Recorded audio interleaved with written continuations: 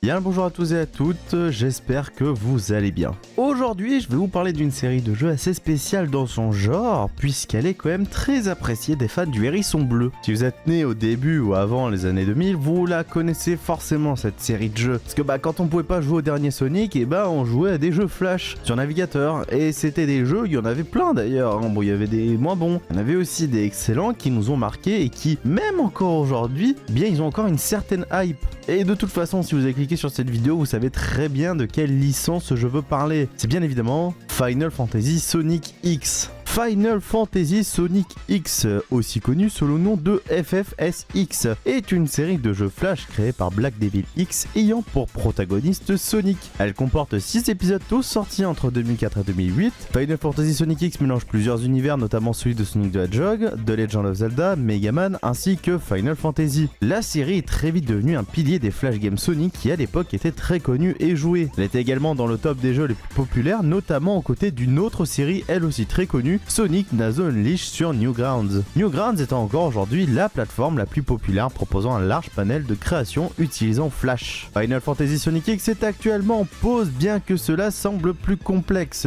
En effet, si comme moi vous avez suivi la série à l'époque, vous êtes censé savoir qu'après le dernier épisode à ce jour, Final Fantasy Sonic X 6, certainement l'épisode le plus connu à l'heure actuelle par son introduction grotesque, il n'y a pas eu d'épisode après celui-ci. Malgré que nous n'ayons plus d'informations concernant un potentiel épisode 7 durant un certain temps, Black Devil X a continué de donner des news de temps en temps, particulièrement sur Newgrounds. Il nous y apprendra également qu'il tenait une émission radio tous les vendredis sur Radio Sega où il a notamment interviewé Mike Pollock, le comédien de doublage d'Eggman en anglais. En 2017, il revient avec des informations concernant l'épisode 7 en nous donnant un lien qui renvoyait à une vidéo sur sa chaîne YouTube du même nom, nous dévoilant une preview de l'introduction de l'épisode 7 utilisant l'opening 5 de Naruto Shippuden. Après cela, il postera quelques vidéos avant de revenir avec un tout nouveau post, toujours sur Newgrounds, un an plus tard en 2018 pour nous partager la version finale de l'introduction. Après ça, il reviendra vers nous une dernière fois en 2023, cette fois-ci sur X, anciennement Twitter, pour nous partager un screen d'une annonce postée sur Discord sur son serveur annonçant la fin de son implication dans la série Final Fantasy Sonic X, expliquant qu'il n'a plus le temps de s'impliquer dans le développement du jeu ayant une vie de famille à gérer et un travail. Il dit notamment avoir commencé la série à 14 ans et ne plus pouvoir y dédier autant de temps à 38 ans. Il en profite pour remercier les collaborateurs et explique laisser la série entre les mains des fans, n'excluant donc pas l'hypothèse d'une potentielle suite dans l'avenir. Maintenant que je vous ai introduit à ce qu'est Final Fantasy Sonic X, je vous invite donc à redécouvrir cette série avec moi. Final Fantasy Sonic X, un nouveau départ et le premier épisode. Il démarre avec un personnage non nommé expliquant qu'il ne peut pas laisser une épée à un certain Kain. Juste après, Tails trouve l'épée qu'il avait pourtant cachée. Une autre cinématique supplémentaire appelée Extra Scene se lance où l'on retrouve cet étrange personnage en train d'enclencher 2 mechas Sonic. Nous retrouvons ensuite Sonic en train de dormir avant de se faire réveiller par Amy qui l'informe que Knuckles l'attend accompagné de Tails. Suite à quoi, Sonic court les rejoindre. En chemin, il croise Shadow, ce dernier ne le laissant pas passer avant de l'avoir affronté en duel. Vous vous battez donc contre Shadow et plusieurs options de combat s'offrent alors à nous. Elles sont réparties en 4 catégories: attaque, défense, magie, spéciale. On y retrouve également le nom du personnage, là en l'occurrence Sonic, suivi de son niveau qui est actuellement à 1. Votre niveau augmente à l'aide des combats remportés, et cette progression, comme toutes les autres, est conservée dans les épisodes suivants. On y retrouve aussi un nombre limite d'HP à 200 et de MP à 50, la barre HP représentant la santé de notre personnage diminuant si on se prend des coups par notre ou nos adversaires. Quant à la barre de MP, celle-ci diminue à chaque utilisation d'une des techniques des 4 catégories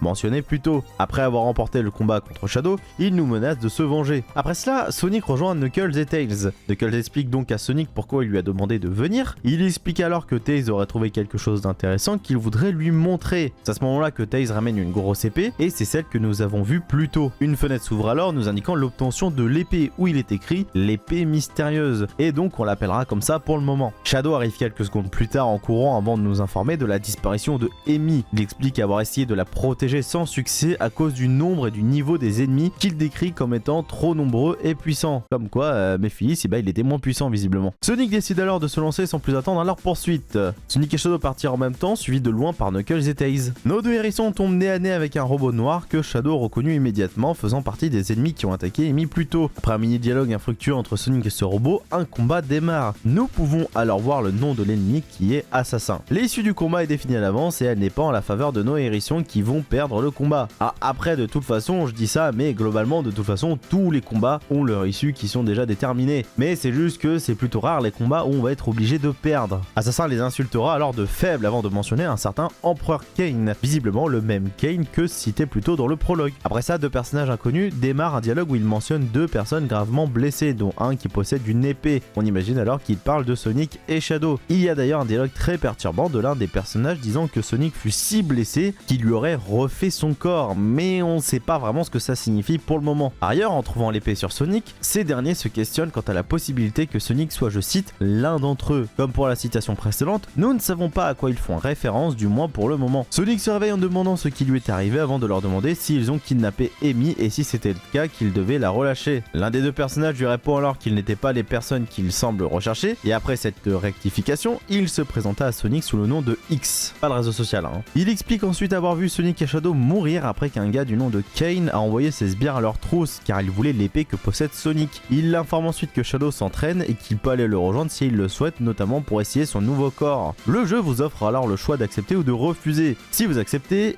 X créera un clone plus faible de l'assassin pour que nous puissions tester nos nouveaux pouvoirs. Après quoi, une cinématique montrant Sonic battre le clone sans aucune difficulté se lance. X dira alors que Sonic est probablement destiné à de grandes choses. Si vous refusez la proposition, vous skippez alors la cinématique de combat et arrivez directement à un dialogue de X expliquant à Sonic qu'il aura besoin d'eux pour trouver Cain, connaissant mieux les environs que lui. X ainsi que Zero, l'autre personnage dont le prénom vient d'être dévoilé, rejoignent donc Sonic et Shadow. Donc au final, peu importe votre choix, l'issue sera la même. X propose ensuite d'aller chercher Shadow en expliquant devoir passer par Hyrule. Une fois à destination, tout le monde ira se coucher, sauf Sonic qui soupira devant le premier croissant de lune, culpabilisant de ne pas avoir pu sauver Amy avant d'exprimer son envie de vengeance envers Cain. D'ailleurs, cette image de Amy, on la verra à chaque fois qu'on pensera à Amy.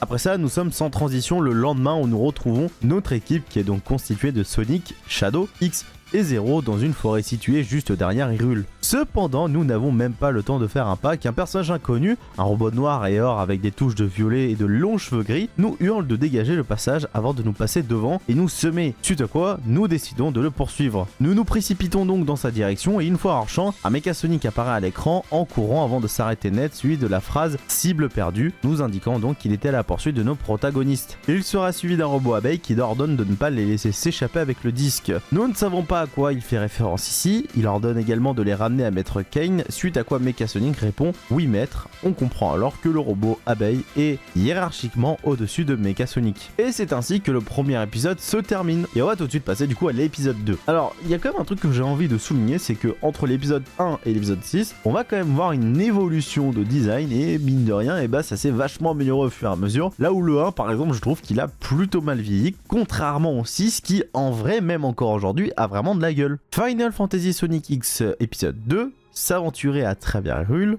commence avec une scène d'introduction avec l'étrange personnage en armure noire et or aux longs cheveux gris. Il est accompagné de Link, il lui demande de rentrer à Hyrule et de l'attendre là-bas pour éviter qu'ils se fassent tous deux capturer. Cependant, Link a à peine quitté les lieux que cet étrange personnage se fait déjà attaquer, contrairement à ce que l'épisode précédent pouvait nous laisser imaginer. Mecha Sonic n'en voulait donc pas nos protagonistes et suite à cela, il décide de s'enfuir pour tenter de le semer dans la forêt. Après cette courte introduction, nous sommes redirigés vers l'écran titre et cette fois-ci, nous n'avons malheureusement pas de scène supplémentaire pour approfondir le lore comme ça a pu être le cas pour l'épisode précédent. L'épisode commence donc par une altercation entre Sonic, Shadow, X et Zero contre l'étrange personnage. Sonic lui demande son identité, il lui répond alors qu'il a été envoyé pour espionner le groupe de Cain afin de récolter des informations concernant le portail de la destruction et sur l'épée légendaire car d'après la légende, ils pourraient interagir entre eux. La légende raconte que celui qui détient l'épée du destin aura le contrôle du mal ultime. Laissez la pierre du chaos guider votre chemin jusqu'à la porte où le mal ultime sommeille. D'après lui, si nous possédons la pierre du chaos, nous trouverons la porte de la destruction. Il tente ensuite de nous dire où nous devrions nous rendre pour l'obtenir, cependant,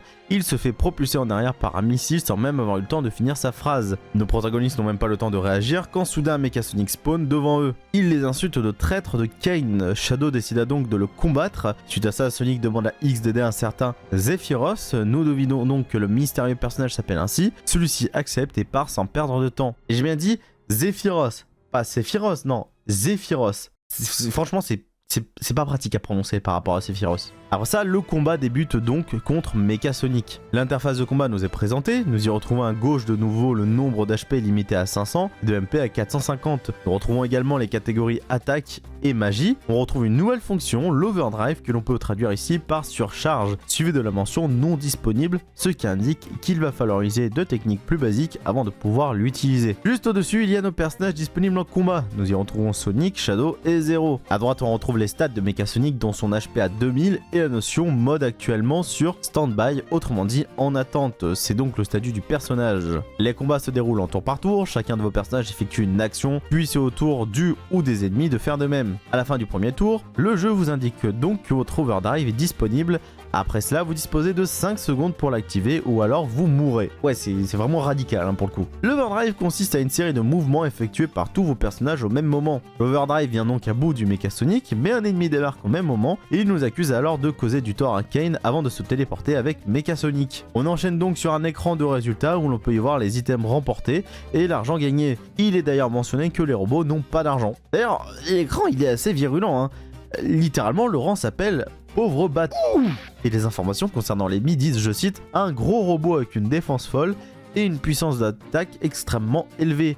Donc la prochaine fois, enfuyez-vous. Alors ça sonne moins cru en français, mais pour ceux et celles qui n'ont pas trop de difficultés avec l'anglais, vous pouvez constater à l'écran que c'est pas la même chose qu'en français. On retrouve également les HP et MP gagnés. Un écran nous indique ensuite que nous venons de débloquer un nouveau mouvement nommé coup de tonnerre destiné à X et 0. Pour cela, il faut nous équiper de l'item Brise Choc que nous venons de débloquer. Nous pourrons l'utiliser tous les 6 tours. Après ça, nous retrouvons X et Sephiroth. En voyant l'état de nos 3 héros, X nous soigne, Sonic le remercie avant de le questionner à propos de la pierre du chaos. Sephiroth, lui, nous explique alors que pour trouver la pierre du chaos, il nous faudra s'aventurer dans Hyrule. Ainsi, nous serons capables de trouver ce dont nous avons besoin dans le temple du temps. Cependant, il y a un problème, le temple du temps protège les joyaux. Il faut posséder la Triforce et dire le nom des 4 guerriers légendaires. Et le souci étant qu'il n'en connaît qu'un seul du nom de Tidus. D'après lui, nous devrions trouver des indices dans le château d'Hyrule, ainsi qu'auprès de celui qui détient la Triforce, aka Link. Sephiroth s'en alla juste après. Le jeu reprend le lendemain à Hyrule. Nous sommes accueillis par un long message nous expliquant que nous nous trouvons au marché d'Hyrule et que nous devrons chercher des indices concernant les noms autour de celui-ci. Il faut donc les chercher sur l'écran qui vient d'apparaître, et en haut au centre, vous retrouverez le nom Auron,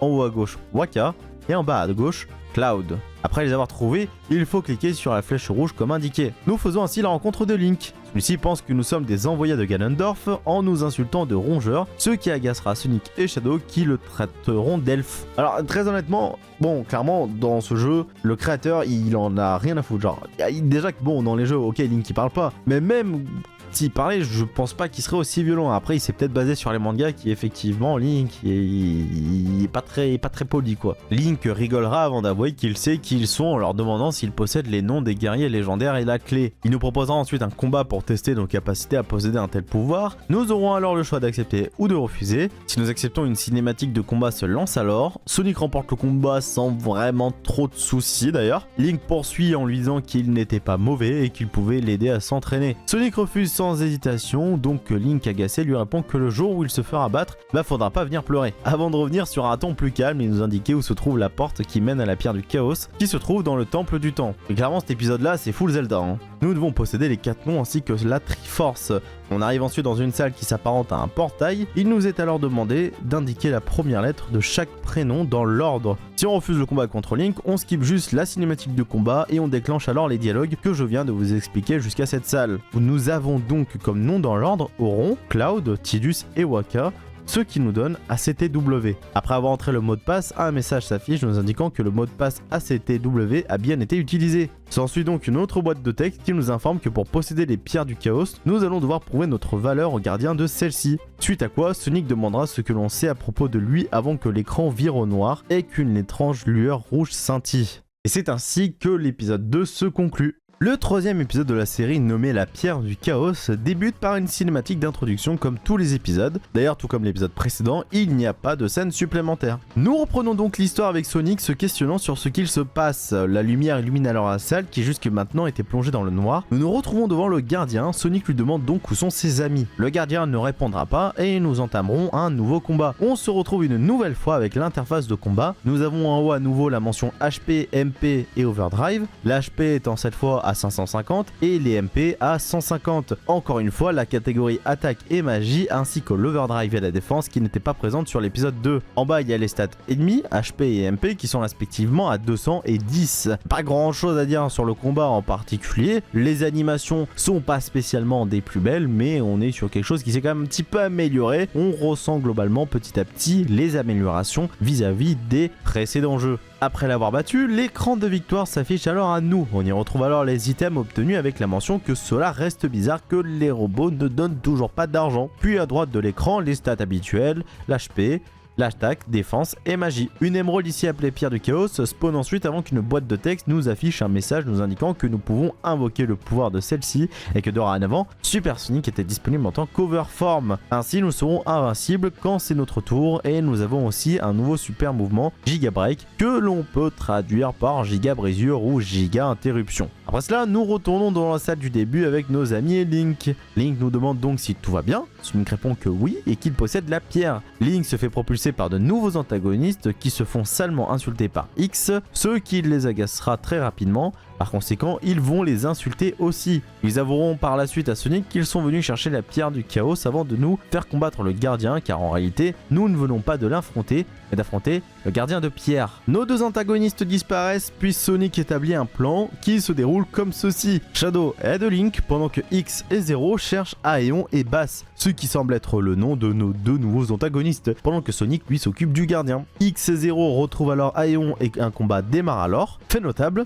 on sait pas combien Aeon détient d'HP et d'MP. X et Aeon se battent l'un contre l'autre. Aeon invite X à abandonner durant le combat tout en faisant référence au fait qu'il aurait été de leur côté par le passé. X lui répond qu'il préfère aider Sonic étant donné qu'il a de meilleures intentions. Et suite à cela, Aeon lui répond qu'il ne peut pas changer son passé et donc ses potentielles mauvaises actions. X ne le contredit pas, mais lui dit qu'il peut s'améliorer. Aeon quant à lui s'en va. On switch ensuite sur Sonic et le gardien. Le combat commence à peine que Sonic se transforme déjà en Super Sonic. Et c'est ainsi que le troisième épisode se termine sur, évidemment, la transformation de Super Sonic. Il fallait bien un bon cliffhanger pour terminer cet épisode. Et donc, on va pouvoir passer à l'épisode 4. Et l'épisode 4 a un nom, évidemment, qui est le plus connu de ces jeux Flash, qui est tout simplement la vraie tragédie de Sonic, et c'est la partie 1. Alors d'ailleurs, fun fact, si vous restez sur le menu principal et que vous choisissez l'option Play Minigame, While You Wait, donc jouer un petit jeu pendant que vous patientez puis sélectionnez Play Game, vous pourrez jouer un mini-jeu bonus. Comme toujours, l'épisode démarre sur une intro animée. Après cela, on reprend sur Super Sonic et le gardien qui était, je le rappelle, en combat. Celui-ci lui demande de lui rendre la pierre du chaos ou il le tuera. Évidemment, Sonic déclinera l'offre sans aucune hésitation. L'écran switch ensuite sur Knuckles et Tails. On y voit alors Knuckles qui demande à Tails s'il n'a pas vu Sonic ou Shadow, émettant l'hypothèse selon laquelle ils ont peut-être déjà retrouvé Amy. Tails, quant à lui, explique son inquiétude vis-à-vis de Sonic. Cependant, Tails n'eut même pas le temps de finir sa phrase qu'Aeon l'attaqua de face et il lui fonça dessus avant de lui hurler de coups. Alors je vous préviens, dans cet épisode,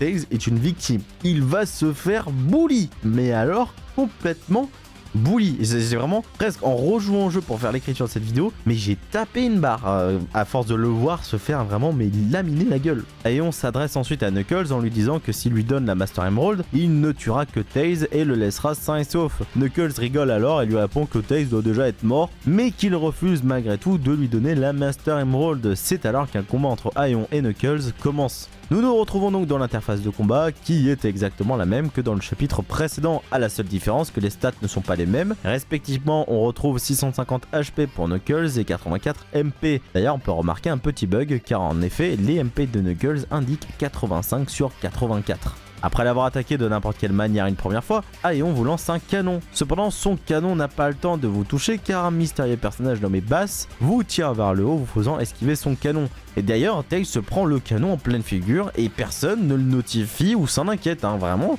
je vous l'ai dit, Tails se fait bully. Aeon complètement dépassé demande donc à ce fameux Bass pourquoi il a aidé Knuckles. Il lui répond alors qu'il devait d'abord informer nos héros de quelque chose avant de les éliminer. Il continue ensuite en disant que Sonic et Shadow seraient tombés dans leur piège. Knuckles enchaîna donc en leur disant littéralement qu'il va leur exploser la gueule. Le deal est simple, si Knuckles gagne le combat, il saura comment sauver Sonic et Shadow. Tails revient d'entre les morts littéralement et rejoint Knuckles pour le combat. Le mec qui est vraiment increvable. Vraiment, Tails dans cet épisode, il se fait bully, mais c'est Chuck Norris. Il est toujours là, toujours debout, toujours la patate. Une fois le combat démarré, on attaque simultanément avec Knuckles, puis Tails, puis c'est au tour de Bass avec sa pluie de météores, puis de Aeon avec une attaque plus basique. On attaque donc de nouveau dans le même ordre, cependant quand vient le tour de Tails, celui-ci s'écrase sur le sol avant de s'excuser envers Sonic et Knuckles pour ne pas être assez fort selon lui. Tails repense à Sonic et à ses paroles passées et regagne un brin de motivation. Aeon lui tente de le démotiver en lui disant notamment que Sonic est déjà probablement mort, mais après ça, Tails se transforme en quelque chose qui semble être Super Tails avant de les enchaîner et il sort même un méga canon de... Je préfère pas savoir en fait. Aeon et Bass finissent KO. Ok. Tails est trop fort. On retrouve ensuite Sonic toujours en combat contre le gardien. Aucun des deux ne semble s'affaiblir et le combat semble interminable. Et c'est ainsi que se conclut le chapitre 4. On passe ensuite du coup à l'épisode 5 qui a pour nom évidemment La vraie tragédie de Sonic, partie 2. L'épisode démarre avec l'une des cinématiques les plus stylées de toute la saga, de par son animation très rythmée et sa musique qui n'est nulle autre que le premier opening de Full Metal Alchemist Melissa. Et alors, ça m'aurait fait plaisir de vous laisser un extrait, voire de vous mettre tout l'opening, mais YouTube, ils aiment pas ça. C'est des droits d'auteur qu'ils aiment pas trop et si je vous le mets, le problème c'est que ça va faire comme avec la vidéo sur Sonic X qui est actuellement bloquée dans plein de pays et qui d'ailleurs et j'ai dû carrément couper des moments de la vidéo. Donc désolé, je pourrais pas. Mais par contre, vous pouvez aller voir sur YouTube, hein, vous tapez Final Fantasy Sonic X5 opening et vous allez facilement tomber dessus. Mais bon, voilà, désolé, je pourrais malheureusement pas vous le faire écouter. Nous retrouvons ensuite notre hérisson bleu, ou devrais-je dire notre hérisson jaune, car oui, Sonic est toujours dans sa super forme et en combat contre le gardien qui d'ailleurs est appelé vrai gardien. On y retrouve alors de nouveau l'interface de combat, qui mine de rien a pas mal changé. On retrouve donc au deuxième plan à droite de l'écran Sonic et à gauche le gardien, puis au premier plan à droite il y a deux slides, le premier nommé commande et un autre nommé OD menu, mais on va d'abord s'attarder sur le premier qui comporte trois fonctions: attaque, magie et charge. Quant au deuxième slide, OD menu, il ne comporte que deux fonctions, Swordplay et Power Blast. Il y a aussi une mention en rouge qui nous informe que pour utiliser les fonctions du slide OD menu, il faut avoir notre pourcentage de OD à 100%, pourcentage que nous pouvons retrouver dans la bulle juste à côté de précéder d'autres stats dont nos HP à 3000, nos MP à 700 et celles-ci sont suivies de l'attaque à 76, la défense à 94 et la magie à 58. Quant aux stats ennemis, on peut uniquement voir en haut à droite qu'il est à 50 000. Il est important de noter que nos stats de combat ne pourront pas dépasser respectivement 80 en attaque, 100 en défense et 64 en magie. C'est alors qu'un long combat sur base de bourrinage pur et dur avec un peu de strat histoire de celui-là minimum commence. Déjà, il faut vraiment booster vos stats à fond. C'est vraiment la première chose parce que sinon, vous allez presque pas pouvoir le tuer. Donc première chose à faire, vous boostez vos stats à fond. Ensuite, vous allez pouvoir le ruer de coups pour lui faire perdre un maximum d'HP. La barre d'overdrive, quant à elle, s'est chargée à 100% et elle se recharge au fur et à mesure que l'ennemi nous rend nos coups. Par conséquent, il nous est maintenant possible de l'utiliser. On utilisera ici le Power Blast qui est plus puissant que le Swordplay après avoir enchaîné l'ennemi avec ce qui ressemble à des Kamehameha. Ce dernier, ça vous voit vaincu. On remporte donc une pierre du chaos suivie de l'écran de victoire. On y retrouve le sprite de notre personnage, son nom, ainsi que plusieurs autres informations comme l'expérience gagnée qui est ici à 4000, le level actuel qui est à 5 et les stats habituelles, HP à 600, MP à 200, attaque à 76, Def 96 et la MGC, donc la magie à 58. Sonic décide ensuite de rejoindre ses amis, il rejoint alors X et 0. X exprime donc son enthousiasme quant au fait que Sonic aille bien. Sonic enchaîne en demandant comment vont Shadow et Link, ils arrivent au même moment. Sonic s'empresse alors de remercier Shadow d'avoir remis Link sur pied, mais les retrouvailles furent de courte durée car à peine celle-ci entamée qu'un nouveau souci fait son entrée. En effet, une tempête de vent s'approche de nos protagonistes. On switch ensuite sur le combat de Knuckles contre Aeon de l'épisode précédent. On retrouve alors, comme mentionné précédemment, Knuckles, Aeon, mais aussi Tails et Bass. Bass menace de tuer Tails sur le champ pour avoir détruit son armure. Il met ensuite sa menace à exécution et s'apprête à les attaquer, mais heureusement, Sonic le coupe dans son élan avant de demander à Tails s'il va bien. Tails semble inconscient et ne répond pas. Shadow arrive alors et Sonic lui demande immédiatement d'amener ses amis en lieu sûr. Un combat débute alors entre les trois et c'est ainsi que se conclut le 5e chapitre. On y est enfin, le 6e et dernier épisode actuellement sorti à ce jour et l'épisode le plus marquant de toute la saga Final Fantasy Sonic X. Ce chapitre est nommé Le Voyage Continu et vraiment, s'il y a bien un chapitre à retenir tout ça et qui a marqué toute une génération, c'est ce chapitre. Comme toujours, le chapitre démarre avec une cinématique d'introduction et autant celle du précédent épisode était incroyable, autant celle-ci l'est davantage. L'animation est bien plus fluide et rythmée que les introductions précédentes et surtout l'opening Makenai Aiga Kito Haru, issu de Rockman X4 en fond rend le tout bien épique, tout comme l'épisode précédent avec Melissa de Full Metal Alchemist. C'est un opening qui a réellement marqué toute une génération comme avec l'épisode 5 et allez, cette fois-ci, je suis pas un enfoiré, si je le fais pas vous allez me détester, donc je vous laisse l'opening.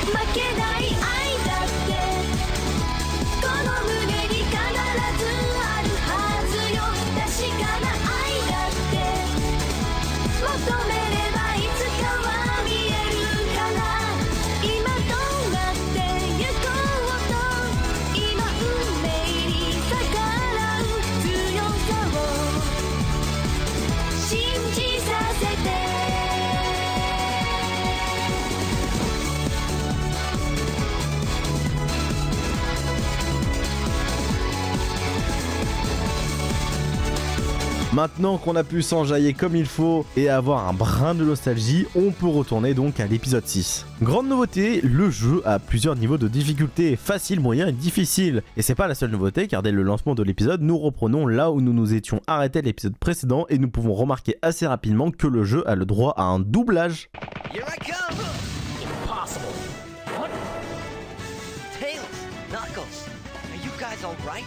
Ce qui est assez surprenant, nous avons également la possibilité maintenant de mettre le jeu sur pause, d'avancer la cinématique et ou de retourner au menu du jeu. On reprend ensuite sur le combat et une chose qui se remarque également rapidement, c'est que les animations des sprites des personnages sont bien plus fluides qu'auparavant. Clairement, ce jeu est un glow-up énorme, vraiment par rapport au précédent, on n'a vraiment pas l'impression que c'est par la même personne, il y a vraiment eu un step-up énorme. On y retrouve donc à nouveau l'interface de combat qui est bien différente des précédentes, on y retrouve donc en haut à droite notre personnage, là en l'occurrence Sonic, ainsi que ses stats qui sont comme toujours un niveau de MP et d'HP qui sont respectivement à 250, 250 et 635 sur 635. Cependant, si vous jouez en hard, les niveaux seront de 125 sur 250 et 317 sur 635. En dessous, on retrouve comme notre habitude 4 catégories, attaque, mana, spécial et nos items. En haut à droite, il y a une émeraude verte avec 2 stats, GB pour Giga Break et OD pour Overdrive qui seront à 0 chacune et la DD à 100 en hard. Et pour finir en bas à droite, il y a les stats adverses, là en l'occurrence d'Aeon, on y retrouve son statut qui nous indique normal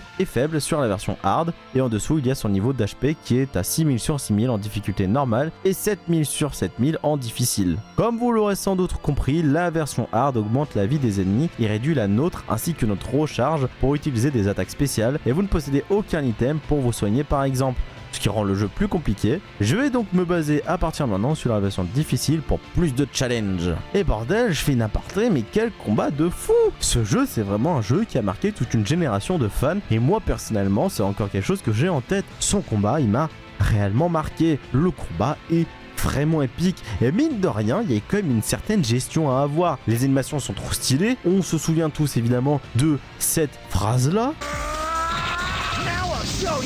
suivi évidemment de la multitude de coups que Sonic va lui mettre. Non, vraiment, l'épisode 6, c'est vraiment un épisode qu'on se souvient. Et parce que c'était incroyable. Et j'ai même pas peur de dire qu'encore aujourd'hui, justement, le jeu, il a pas vieilli. Il a une gueule de fou. Alors, c'est toujours l'avantage des jeux en pixels de toute façon, c'est que globalement, si c'était bien fait à l'époque, eh bah, ça vieillira bien. Mais vraiment, là, bon sang, mais... En fait... Je veux dire un truc, c'est pas bien, je sais, hein, mais... Alors, en fait, quand on se dit qu'il y a Sonic Chronicles qui sort officiellement par Sega dans la même période, bon, bah... Je sais vers quoi me tourner comme RPG Sonic. Bref, une fois qu'on l'a bien enchaîné, on s'avance vers lui pour lui infliger le coup final, mais au dernier moment, Bass nous stoppe en nous coupant dans notre élan, en nous attaquant avec un canon laser. Sonic finit donc au sol, au même titre qu'Aeon. Bass enchaîne alors en partageant son envie d'en finir avec notre hérisson bleu. Or, il ne peut pas se le permettre, car, d'après lui, ses supérieurs auraient trouvé une possible utilité à Sonic. Ce dernier nous laisse donc notre épée et notre émeraude avant de nous hurler que personne ne doit s'opposer à Kane. Ce qui est troublant, c'est qu'il part sans même nous voler l'épée ou l'émeraude alors que c'était leur but au départ. Bref. On switch ensuite avec Amy qui se fait violemment propulser dans une salle suivie par son marteau de manière tout aussi vénère d'ailleurs, hein, vraiment en plein dans la gueule. Et sans perdre de temps, elle se fit interpeller par une voix étrange et à notre grande surprise, on reconnaît de suite le mystérieux personnage du premier épisode. Il dit s'appeler Soma Cruz, personnage tout droit issu de la saga Castlevania. Et d'ailleurs, on revoit enfin Amy. Ah, parce que oui, hein, depuis l'épisode 1, on la voyait juste à travers son sprite de Sonic Advance, mais on l'avait pas revu. Donc là, wouhou, on revoit enfin l'objectif du jeu quoi.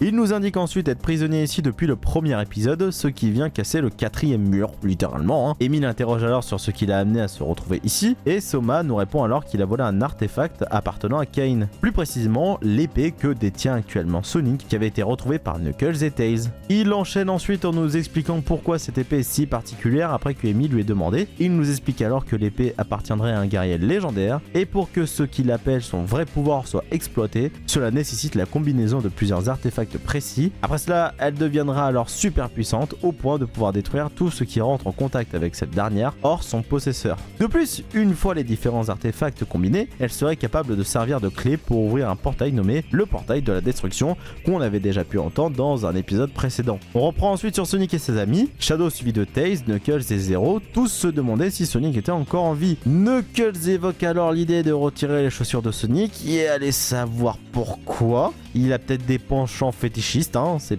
pas étonnant du coup que c'était le personnage préféré de Calendars dans ce cas. Et bref, Sonic se réveille en tout cas après cette proposition ma foi bizarre, tout en lui mettant d'ailleurs un bon coup de pression. Il exprime ensuite le fait qu'il trouve Tails et Knuckles différents. X lui répond donc qu'en effet ils le sont étant donné qu'ils ont subi la même opération que Sonic pour échapper à la mort. Un personnage encore inconnu fait alors son arrivée, surprise que nous soyons déjà debout. Elle se présente ensuite sous le nom de Silena, qui n'est nul autre que Ciel de Megaman. On en profite alors pour lui demander où l'on se trouve et elle nous informe que nous sommes à la base de la résistance. Elle continue en nous demandant une faveur car en effet ces derniers temps la résistance capte une énergie anormalement étrange dans une forêt non loin du QG de la résistance. Il aurait alors envoyé des hommes sur place pour enquêter mais ces derniers ne seraient jamais revenus. Sonic accepte d'aller y jeter un œil avec Shadow pendant que le reste aide à la base. Shadow, d'abord réticent, accepte à cause ou grâce des taquineries de Sonic et alors que Sonic s'apprête à partir, Ciel nous demande de lui laisser l'épée pour pouvoir l'examiner. Et d'ailleurs Sonic il accepte sans aucun souci. On décale donc à Mecha Jungle, cependant Sonic et Shadow semblent se perdre assez rapidement. Ils se disputent alors pour élire un fautif, puis Sonic sort son émeraude en émettant l'idée de s'en servir pour potentiellement trouver un chemin, mais bon Shadow lui rappelle que c'est pas un GPS donc ce serait bien de prendre l'objet au sérieux. Sauf qu'à ce moment-là malheureusement, ils ont pas eu le temps de finir leur débat qu'un étrange personnage a fait son apparition et dérobe l'émeraude.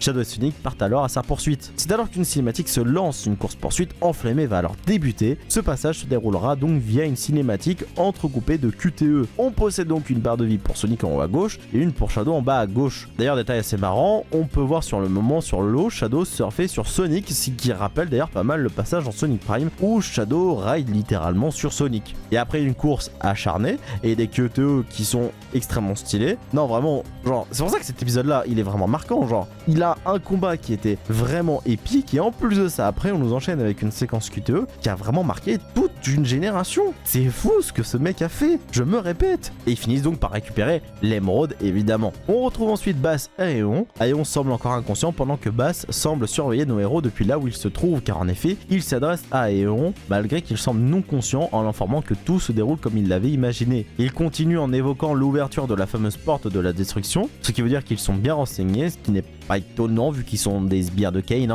Bass demande ensuite à quelqu'un de les conduire jusqu'à eux. On comprend alors qu'il ne s'adresse pas à Aeon mais à un autre personnage et c'est alors que la caméra se tourne pour nous dévoiler cet autre personnage et c'est alors que nous pouvons apercevoir Link. Link serait donc de leur côté ou bien il se ferait manipuler, nous ne savons pas pour le moment. Link lui répond alors qu'il le fera sans problème mais le plus troublant est que Link l'appelle maître. Après cette révélation, l'écran switch sur Sonic puis écran de fin. L'outro se joue, Final Fantasy Sonic X se finit donc ainsi. Eh ben non, pas vraiment. Parce que comme je l'ai dit en début de vidéo, il y a une preview sur la chaîne de Black Devil X de l'épisode l'épisode 7. Elle commence avec l'introduction avec pour musique de fond le opening 5 de Naruto Shippuden, Otoru no Ikari. On enchaîne avec Mecha Jungle où on retrouve Sonic qui court pour rattraper l'émeraude qu'il finit par rattraper à deux doigts de se faire croquer par un croco. Sonic surfe ensuite sur une feuille avant de regagner la terre ferme. Shadow le rejoint alors avant d'à nouveau se vanner entre eux. Cependant, nos deux hérissons ont vite arrêté de rire car en avançant dans la forêt, ils finissent par tomber sur des corps ensanglantés des soldats envoyés par Ciel pour enquêter. Parmi eux, un soldat semble encore en vie. Il les informe avoir été pris dans une embuscade par une personne qu'il décrit comme invisible, avant de nous expliquer qu'il les a attaqués un par un. Il nous indique qu'il avait trouvé ce qu'il semble chercher ici. Sonic lui demande alors ce qu'ils ont trouvé, mais le soldat n'eut pas le temps de dire quoi que ce soit qu'un mystérieux personnage l'attaqua de derrière. Il se décrit comme étant le réel Zéro. Sonic alors le qualifie de faux Zéro. Après cela, il s'adressa à Shadow, lui rappelant son passé, tout en essayant de le manipuler à être de nouveau contre l'humanité. Ce qui énerva Sonic, cependant, le fake de Zéro, bien décidé à semer le doute dans la tête de nos hérissons, avant de froidement lui dire qu'il joue au héros sans même savoir ce qu'il fait, ni pourquoi, en appuyant sur le fait qu'il ne connaît en réalité rien de certaines personnes comme X et Zéro, et qu'il leur fait confiance aveuglément. Sonic lui demande alors pour qui il se prend, et celui-ci répond alors qu'il est la mort incarnée avant de s'élancer vers Sonic. Heureusement, Shadow se met entre les deux pour stopper l'attaque. Shadow prend alors les devants et part attaquer le fake de Zéro. Ce dernier s'énerve alors et lui demande pour qui il se prend. Shadow lui répond alors qu'il n'arrivera pas à le faire changer d'avis. Le fake de Zéro lui dit alors de venir se battre. Sonic demande alors à Shadow de le laisser combattre également et Shadow lui met une giga bastos en expliquant qu'il était à lui. La manière dont Sonic est éjecté de l'écran me fume de rire. Et c'est ainsi que se conclut réellement Final Fantasy Sonic X après 6 épisodes et une preview du 7ème. Final Fantasy Sonic X est une série de jeux flash qui aura su marquer les esprits de par plusieurs raisons. Ses introductions iconiques, animations de combat épiques, crossover assez étendu et histoire complexe. L'aspect communautaire de l'époque sur ce genre de jeu était aussi super important et a participé à sa popularité et à faire perdurer la popularité du jeu. Encore aujourd'hui, beaucoup de personnes dont moi attendent la suite de cette série. L'idée de pouvoir voir l'épisode 7 un jour me hype, même si je sais pertinemment que cela risque de ne probablement jamais arriver. Et même si ça devait arriver, ce ne sera pas par Black Devil X, et qui sait du coup la qualité dont sera l'épisode 7. L'espoir fait vivre et c'est ce même espoir qui a permis à la preview de l'épisode 7 de voir le jour et qui, plus globalement, a permis à Sonic de survivre au fur et à mesure des années. Cet espoir de le voir se relever, cette passion pour cette licence et le partage entre passionnés dans une même communauté. Merci de m'avoir écouté, j'espère vous avoir apporté un vent de nostalgie. Personnellement, ça a été un vrai kiff du coup, pouvoir vous parler de tout ça. N'hésitez pas à me dire ce que vous avez pensé de tout ça en commentaire et surtout, dites-moi vos souvenirs vis-à-vis de ces jeux. Il y a d'autres vidéos qu'on fera sur des jeux flash, mais je vous en parlerai plus tard. En attendant, c'était Veil, ciao tout le monde.